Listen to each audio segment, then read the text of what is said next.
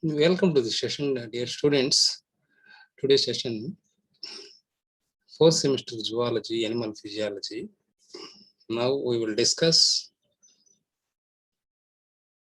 circulatory system. Circulatory system in this cardiac muscle, the heart,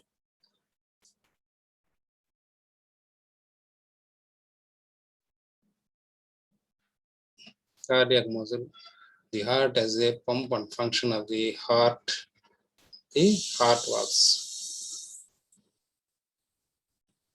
What is the main function of the circulatory system? Is the circulatory system circulates the blood throughout the body. That is the main aim of the main function of the circulatory system. We all know from the basics, the heart is placed in the place of the left side. That part is known as mediastinum. This is pumps the blood over all peripheral organs.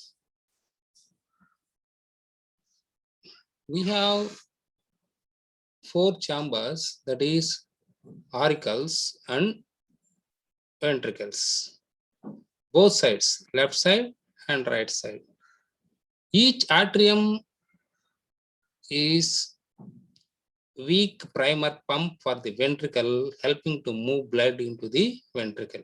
The ventricle then supply the main pumping force, the propose of the blood through the pulmonary circulation by the ventricle, through the peripheral circulation by the left ventricle. Please remember, we all know this.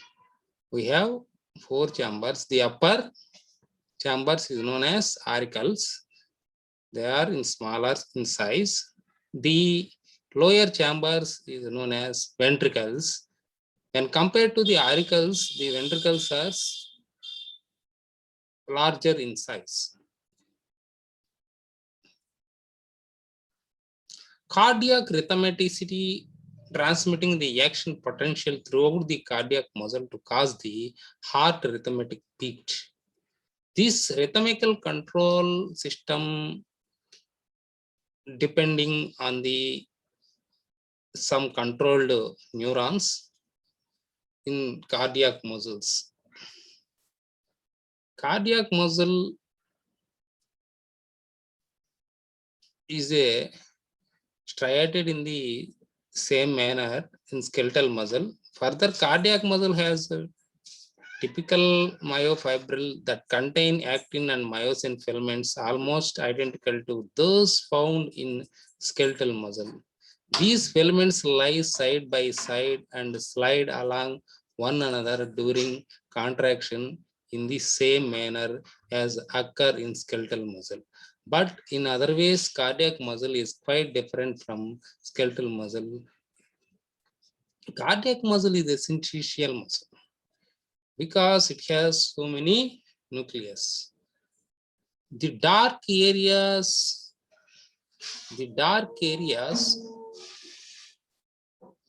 crossing the cardiac muscle fibers are called intercalated discs.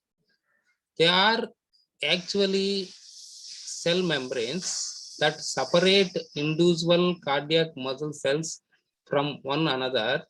That is, cardiac muscle fiber are made up of many individual cells connected series and parallel with one another. At least one disc cell membrane fused with another cell membrane, communicating junctions that allow rapid diffusion of ions. Therefore, from functional point of view, ions move with each easy intracellular fluid along the longitudinal axis fibers.